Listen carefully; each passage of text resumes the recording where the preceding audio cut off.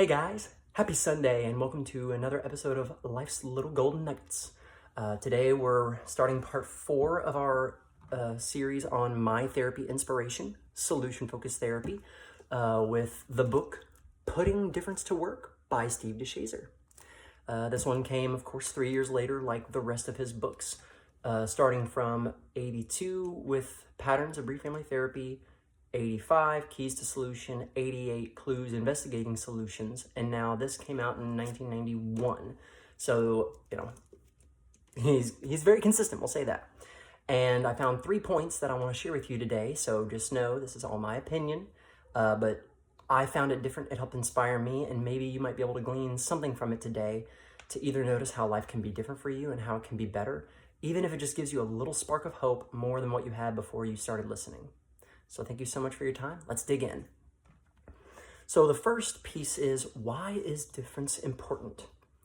Well, it's because it helps recognize that change is possible. And because change is possible, that means it can be better.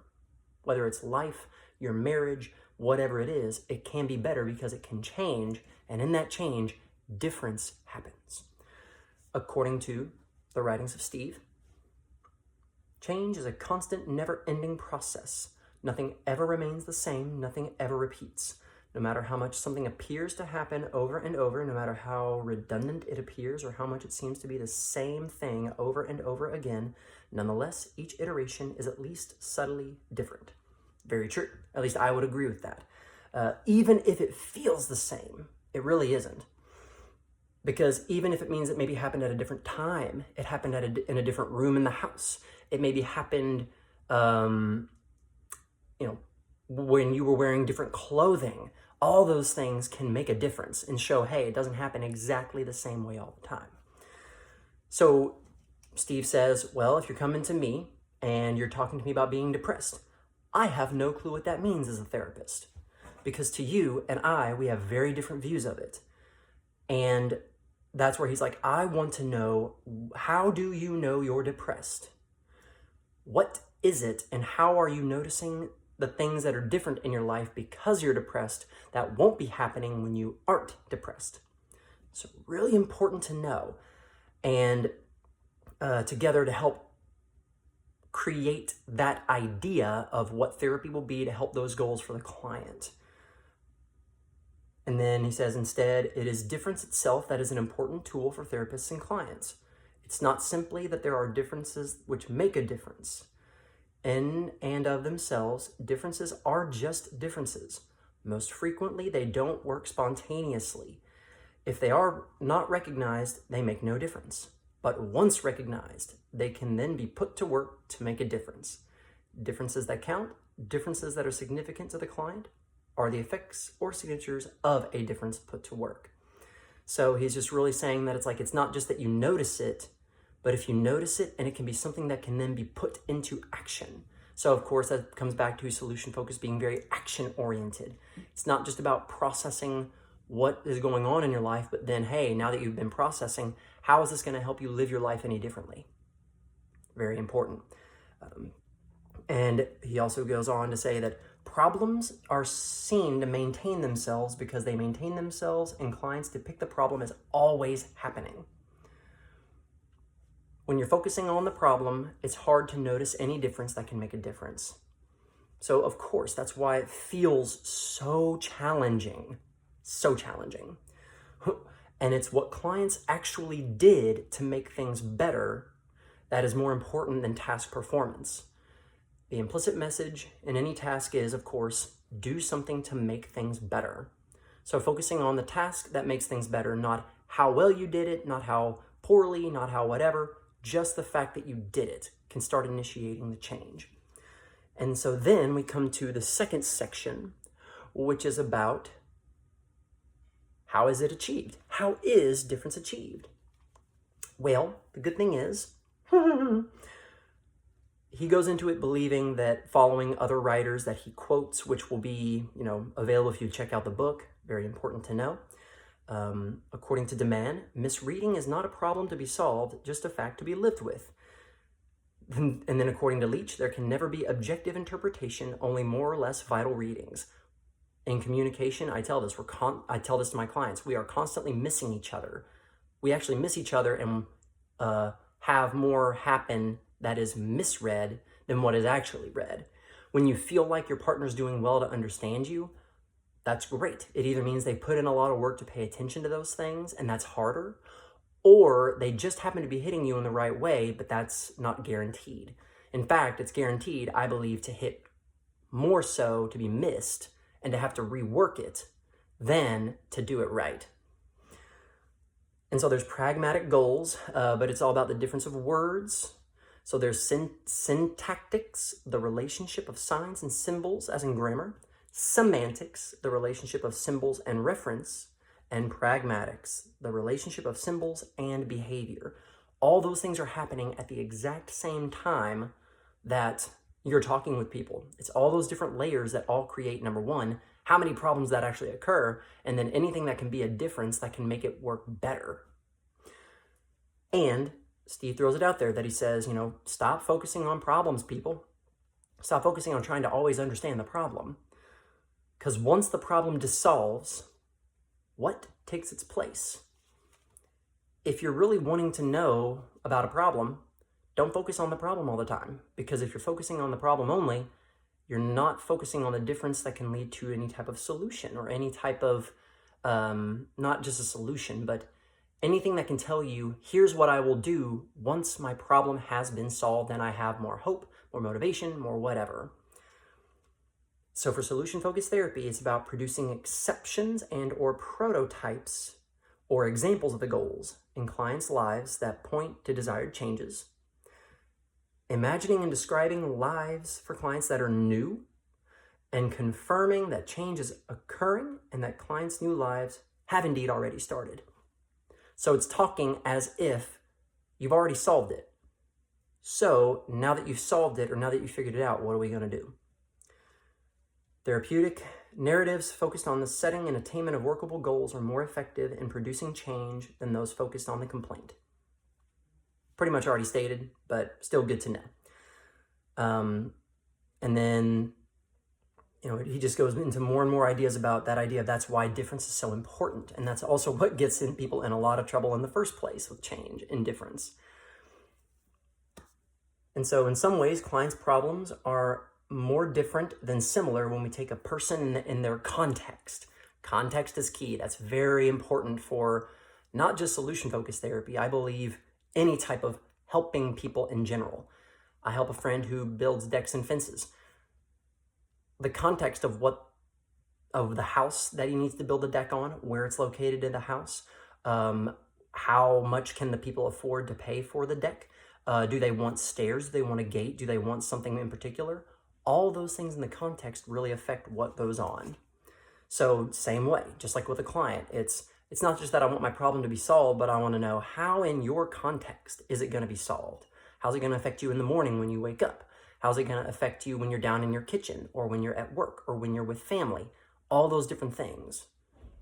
Very important to be aware of. But knowing that you've been successful at getting rid of something is difficult, and the absence of something is hard to know.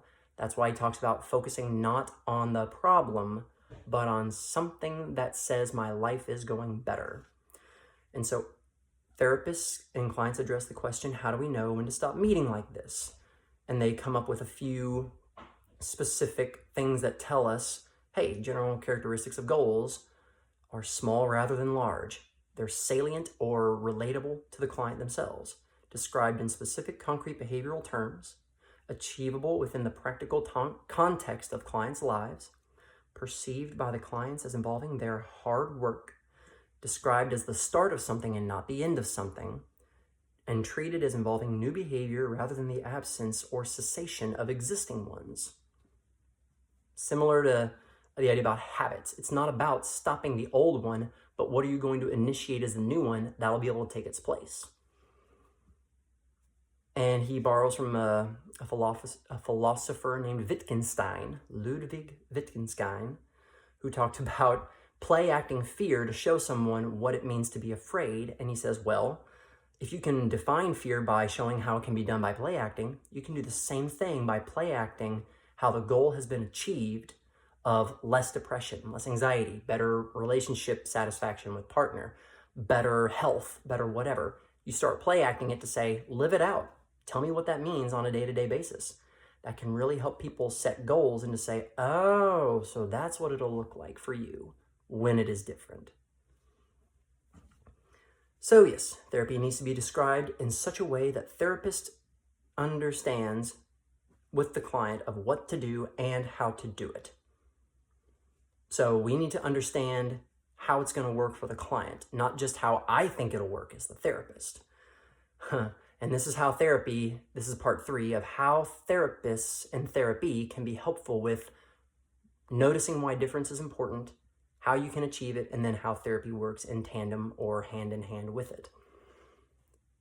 So it's about focusing on the context of the client's language and the game of language that is done between therapist and client. And solution focused really tries to produce various language games focused on exceptions, goals, and solutions. And I'm like, that's pretty clear, cut to the point. I really like it. But the challenge comes from how we cannot state reasons for what happened. We cannot look behind or beneath, beyond description. We can only speculate. Even if I can say the word, hey, you're saying that you're depressed. Oh man, I can definitely tell that you're depressed. But I'm trying to say that's how you are describing it, and that's not what I mean, that I absolutely know that's what it means. But I'm here to help. And when you're not depressed, what are you going to do that's different? What are you going to do that tells yourself, I'm living a life more of what I want and not under my depression or not a slave to my anxiety? But since we cannot know about causation, we might as well pretend that it does not exist and see what happens. I think that's where my personality really matches. I'm a hopeless romantic. I'm an idealistic person. So the idea to be able to say, let's pretend that it's gone. Let's pretend you no longer have anxiety. You're no longer depressed. Boom. What are you going to do differently? How are you going to live your life in a way that says, I'm feeling better? And then how would I know? Maybe how about your family? How would they know? What about your loved ones? What about random strangers? Would they know a difference? Because all of those things really help us understand that when you want to live a life that's different, it's not just going to be in what you as the individual can recognize, but that it will naturally flow from you into the rest of your life.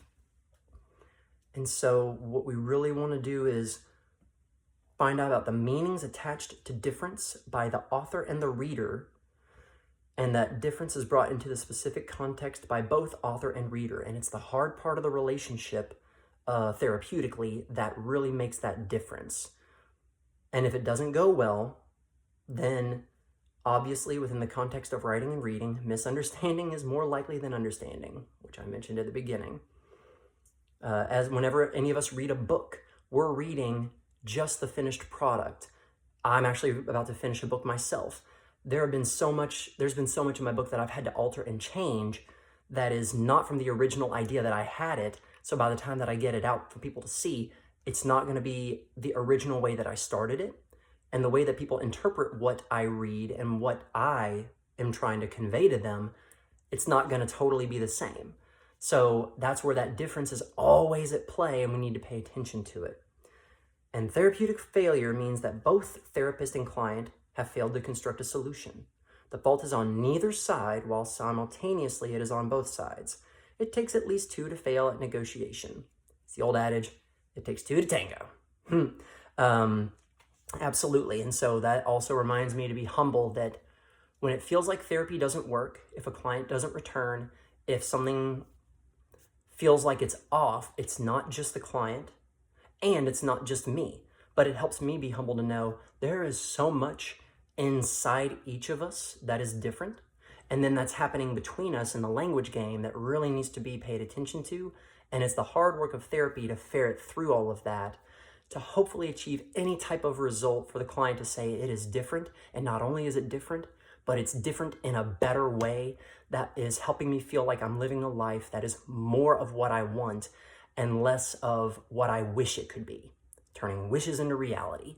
So So that's pretty much it for today. We found out the idea about why difference is important from using the book as the idea to describe some of that. We also talked about how it's achieved through the ideas of focusing on exceptions, goals, and solutions rather than just the problem. And we learned about how therapy and the process can be helpful. And we saw at the end how it can also lead to, it may not always work. And sometimes, we got to admit, none of us are going to please everybody all the time. But that doesn't matter. You still go. You still put yourself out there. For you therapists or other helping professional people, even if you don't always help everybody, even though we're told it over and over, we still want to focus on, yet we still put on our scrubs or put on our suits, and we still get out there and offer our ability to be present and vulnerable and open with others who are being the same for us, hopefully. All we do is offer the opportunity for difference to be there. So it doesn't matter about if it's always achieved, but as long as you are there to present the opportunity for it to be different, that's what matters the most. Well, thank you so much for your time, guys. I hope this was helpful for you.